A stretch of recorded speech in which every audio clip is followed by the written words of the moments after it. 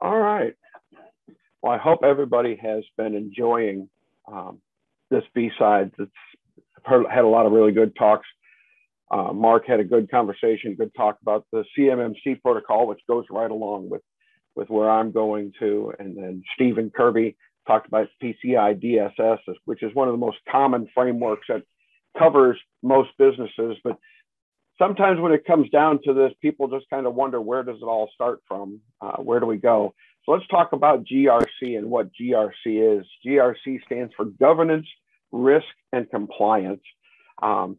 Governance addresses how you make, what's your plan? How's your business going to be set up? How's it going to work? What's going to happen if you have a disaster or, for instance, a ransomware attack? Governance would be where you would determine how you're going to handle your business. Then you get into risk, and that's looking at what are the threats? What's your issues? What are your problems? What are things that we need to deal with? And those will vary from industry to industry. And then finally, compliance. And compliance is one of the areas that is the most changing in our industry because, as you can see, it's based upon laws, regulations, standards. It's things that are changing and constantly being modified and updated. So GRC, well, it seems like this kind of a little nutshell. It really has a lot of complexity to it. And when you look at this graphic, you'll see there's different pieces to GRC, and each one of these pieces kind of blends into the next one. And so, for instance, if you're doing audits, those audits are going to bring about a strategy management. What am I going to do? What the audit findings? What am I going to do? But it's also going to bring about what are the controls I'm going to bring into place to make myself compliant for the next audit. So why do GRC? First of all, most businesses are or will be needing to meet some type of compliance. You go down to the mall, even though they maybe they're at that little vendor in the middle and they're selling their credit card stuff. If something happened and that person was found out to be storing all of the credit card data, they would be out of compliance and they would now face the laws and the penalties of the law for keeping that data and not securing it. And then you get into the larger corporations. And for many of the corporations, in order to do business with the people that they do business with, they've got certain compliancy requirements that they have to meet. You also have, it's not a one-time event.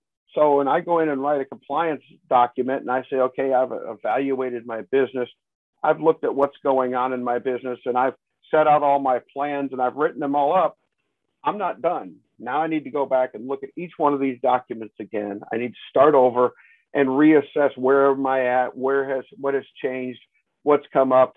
Ransomware, malware, spam, phishing, all of that stuff is continually evolving. And so our compliance is going to be changing to keep up with that.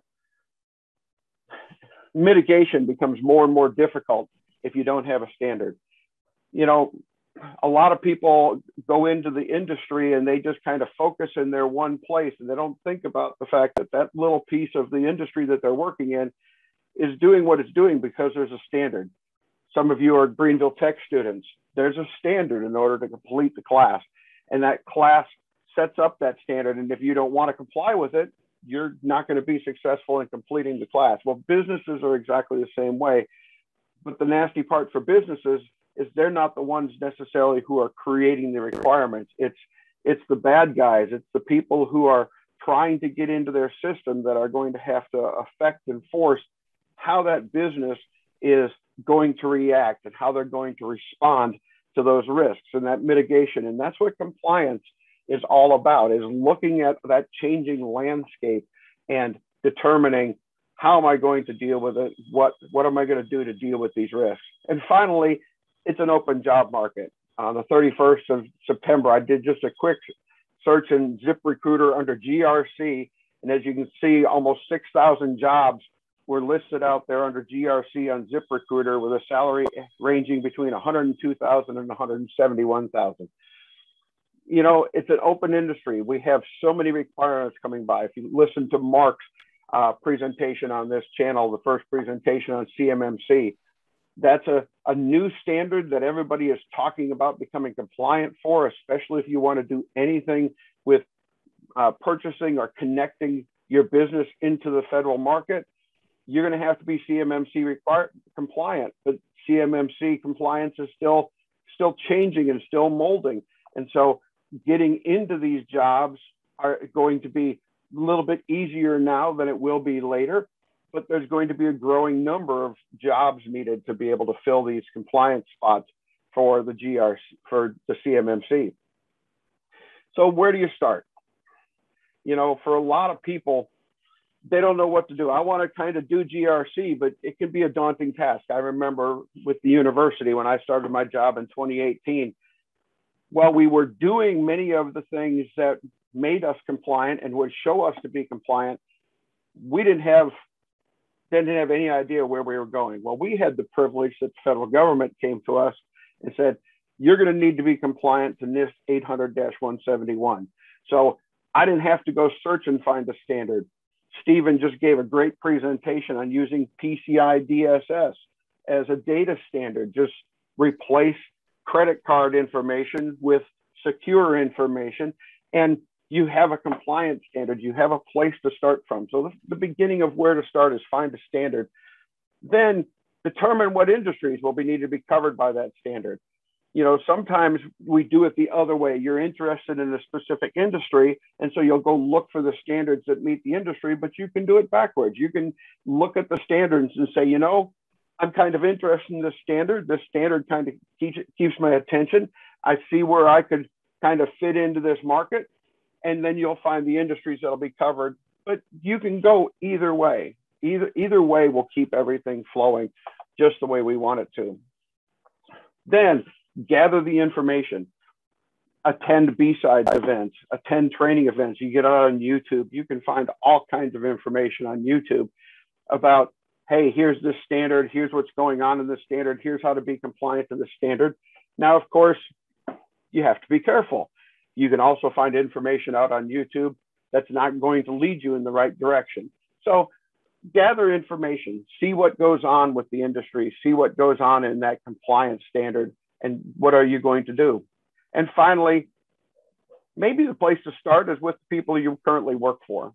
There's a lot of companies out there that, while they in practice are compliant with standards, they really don't have the paperwork. Because when it comes down to GRC, much of the GRC work is the paperwork. It's the creation of the documents that say, here's what our standards are going to be. It's the documents that say, hey, here's how we've got our network configured, or here's how we've got our information secured, or here's the practices for account creation and how we determine what a user can or can't do on our network. Because when it comes down to the standards, the reviewers will look and see what you're doing, but they're also going to see what you have in writing. And when you're dealing with the federal government, which I have to in my case, if I don't have it in writing, as far as the federal government is concerned, it's not going on. It's not happening. And so many times you can be working for somebody and they just need somebody to help with the paperwork. They need somebody to help with the reviews. So sometimes the place to start is to go to your employer, find out what they're doing, and find out if they need assistance in this. Finally, you can look at the different standards organizations. NIST has been mentioned a couple times in some of the different presentations. And pretty much if you're going to do anything that deals with any kind of data from the federal government, NIST is going to be the standard that you're going to comply to. But NIST covers more than just cybersecurity. You'll notice it's the National Institute of Standards and Testing. NIST is the one who determines how they're going to be, what the standard for cryptological work is. They determine what the standards are for determining the atomic clock, determining what a unit of measure is. NIST covers this very broad area, but one of the areas they cover is cybersecurity.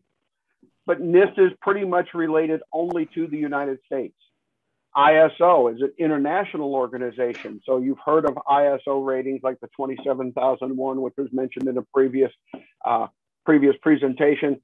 But there's also industry standards that really don't have anything to do with cybersecurity, but it's still a GRC event because you're looking to set up a standardization of how something is produced, how something is manufactured, so that it can be determined to be compliant with other entities from an international point of view, so that they know they can work together. PCI DSS. again, this one's pretty much United States only, but we are seeing it move out into some other countries that deal a lot into the United States. GDPR, this has been in the news a lot, but this pretty much only deals with Europe. But maybe you're working for a small organization who is building a product or is offering a service, and they pick up a customer who happens to reside in France. Well, your company is now going to have to show how you're going to be GDPR compliant with the data that comes from those users there in France, what you're going to do. Here in the United States, GDPR is really a guideline for us. We don't have any real requirements here in the United States to be compliant to GDPR, but the practices that it outlines, many organizations have sought to put into place, because California with their CCPA is a very similar guideline to GDPR. And so if you deal with transactions and deal with individuals in California, you're going to have to make sure that your data protections for those individuals is CCPA compliant. I work in the education industry, so FERPA is a big compliancy standard for us. But FERPA really only deals with just student data and student records. It doesn't deal with the rest of the data that goes on in our organization. But FERPA is that overarching certification that we have to keep up. And there's many others.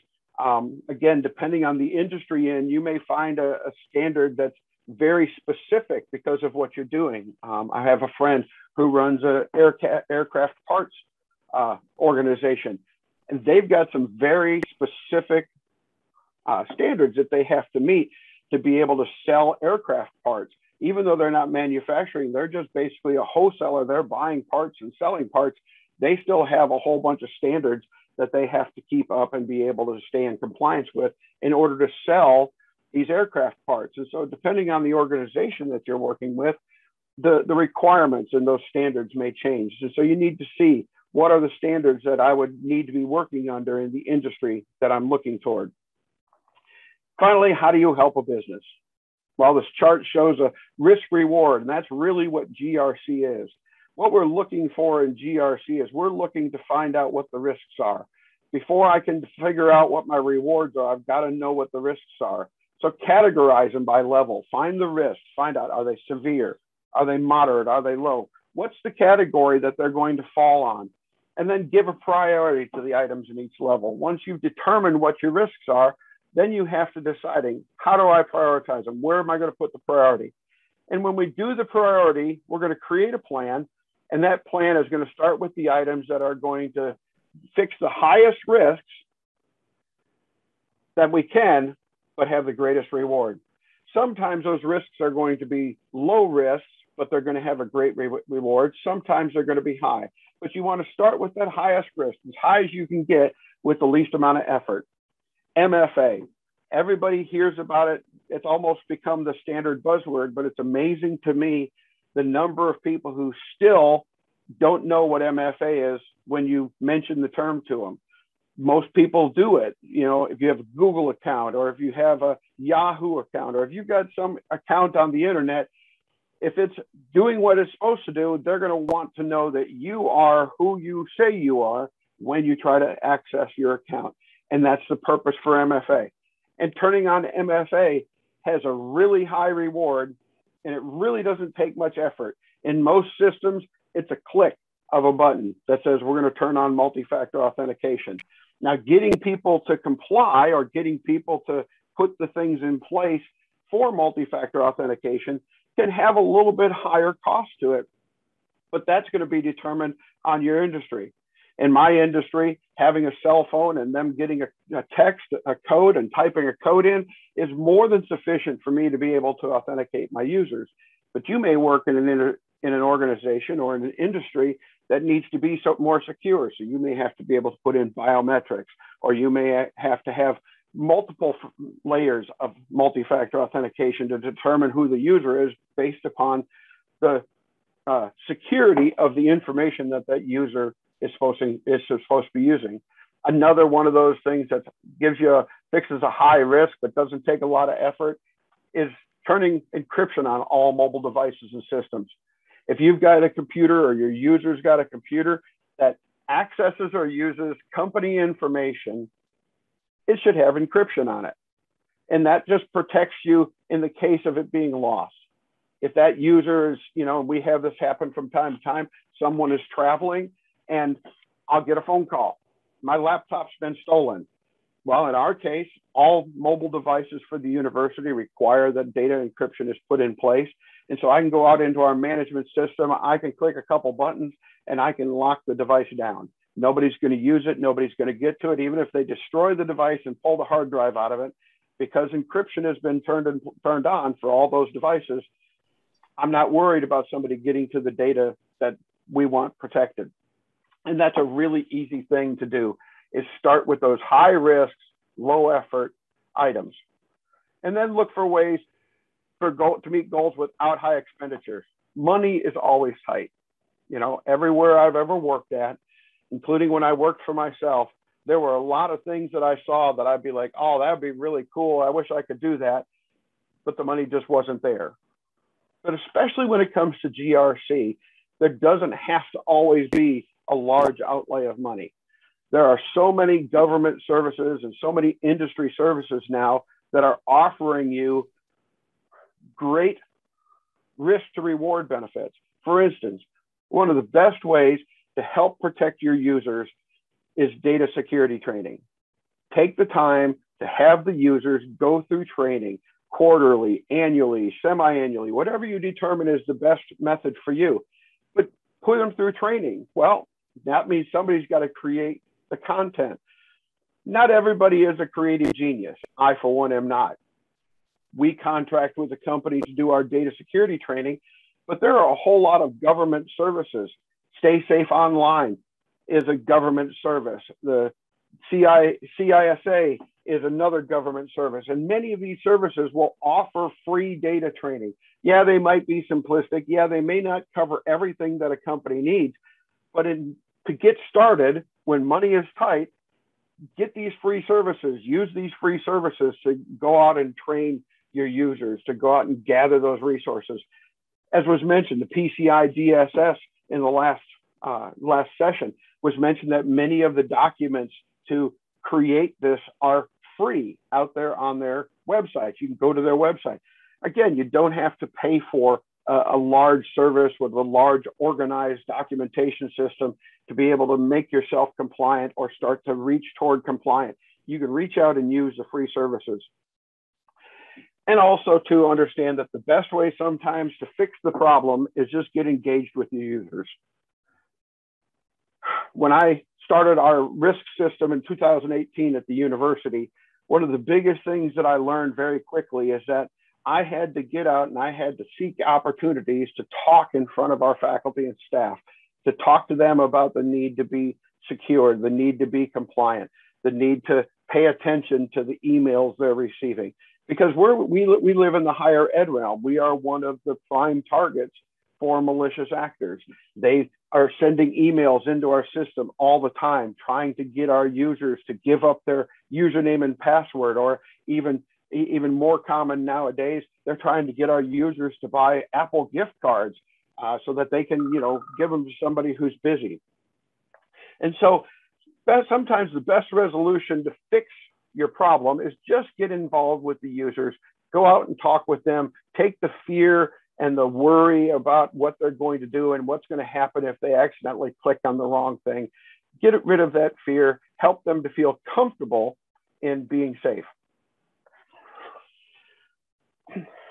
Once you've got your plan, work the plan. Don't give up because of a failure. So many places, they create a plan and they look at this plan as though this is going to be the thing that's going to keep this issue from happening.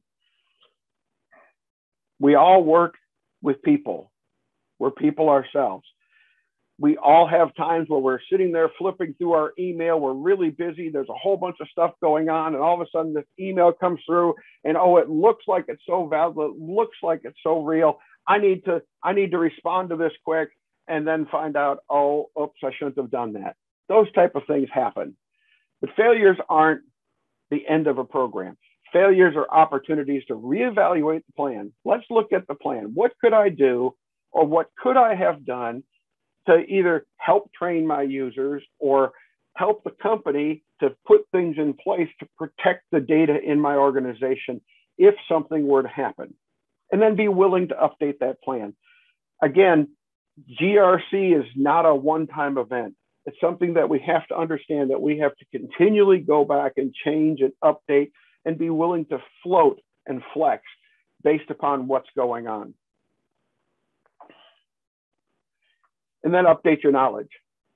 Get involved in organizations like BSides that will help you learn new things. My market that I work in is GRC, but I'm also involved in the DEF CON 864 group. They're a little more pointed toward penetration testing, toward that side of the market, but I enjoy going to the meetings and I enjoy listening and being involved in webinars about penetration testing. I don't do any of that for a living. Most of what goes on when it comes to that goes over my head. I watched Ben's presentation about his tool, which I think is a really cool tool. Most of it goes over my head because I don't do anything with penetration testing. But by my getting to know what he does and how he finds the issues that he finds and how he does his tests, it helps me in creating my documentation to say, okay, wait a minute, if this is the way that the bad guys usually go about, what can I do to get stuff put in place? And then I can document that, hey, these are issues and we need to now go resolve these issues. Take any training you can afford.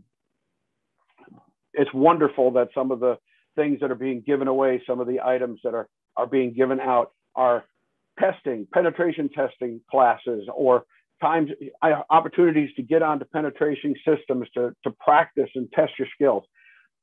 Take training, go out and learn something. Maybe it's not even something that you feel is associated to the item that you're doing. It's just the fact that you're willing to expand your thought process, expand what you know, because sometimes that new little piece of information that you gain from something is that little thing you needed to give a nudge to help you understand how I can better prepare for an event that I wouldn't be expecting. And by going through those trainings, you can get that. Or even better, get someone to pay for you to go to training. Because remember, knowledge is power. Never become complacent with your accomplishments. Never get to a place where you're, oh, I understand this. I know what I'm doing. I'm just in a great place. I'm going to continue on.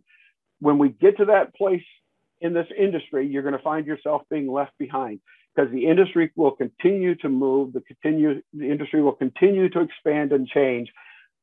Yes, I might be compliant from 10 years ago, but the industry changed, and those things that I know probably are not as relevant anymore. So now what? Well, determine your model. What are you going to do? Are you going to work for someone, or maybe work for yourself? As was mentioned in the CMMC chat in this channel, in the first chat, there's a lot of people who are going to be needed to go out and do these evaluations for these companies. Maybe the model that you're going to work in is not that you're going to work for someone else, but you're going to get yourself the training education you need to be able to become a CMMC auditor.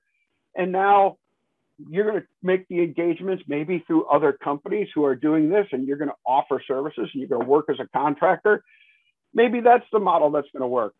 We've got all kinds of small and medium businesses around us. Many of them have no kind of plan in place. They've got nothing in place to help protect their systems, help protect their data, because they just see themselves as a nobody. But the bad guys want them just as bad as they want the Fortune 500. And so maybe you can work for yourself and go out and offer services to these companies to help them to become compliant, help to protect their networks, help to protect their data, or you can go to work for someone else. Narrow your focus. When I started in the computer industry back in 1993, I had the mindset that I was going to learn everything. I was going to know how to do everything there was to do with a computer. Well, back in 1993, there wasn't a lot that could be done with a computer, but it was still bigger than ultimately one person could become a master of and do really well. And today, we really need to narrow the focus. Find the part that you like, find the area that you want to focus on, and focus there. But don't be afraid to change that. You may work in the GRC industry, and as you work in the compliancy and you create the policies and you create the procedures, you evaluate the risks, you may all of a sudden decide, you know, hey, that thought of being able to go out and detect the risks, that thought of being able to go out and expose the risks by penetration seems really, really interesting to me. And so your focus may start out at one side, but you may change, and be willing to make that change. Be willing to step away from maybe what is the comfort zone and move on into something else. But again, keep a focus. Find a spot that you want to work in and then stay there. Once you've narrowed the focus, create a plan. Determine, how am I going to get there? How am I going to get a job for someone else? Or how am I going to be able to work for myself? What training, what certifications, what things do I need to be able to come to a company and say, I'm valuable, I'm worth hiring, I'm worth employing. Once you've created your plan, work the plan. Just keep at it. Don't give up. Maybe you've got to start out in an area where I'm not quite in the area that I want to, but it gets my foot in the door to get me started. I always chuckle when I see the ads, you know, this is an opening entry-level position, but we want you to have 4 years of experience. How can you do entry-level and have 4 years of experience?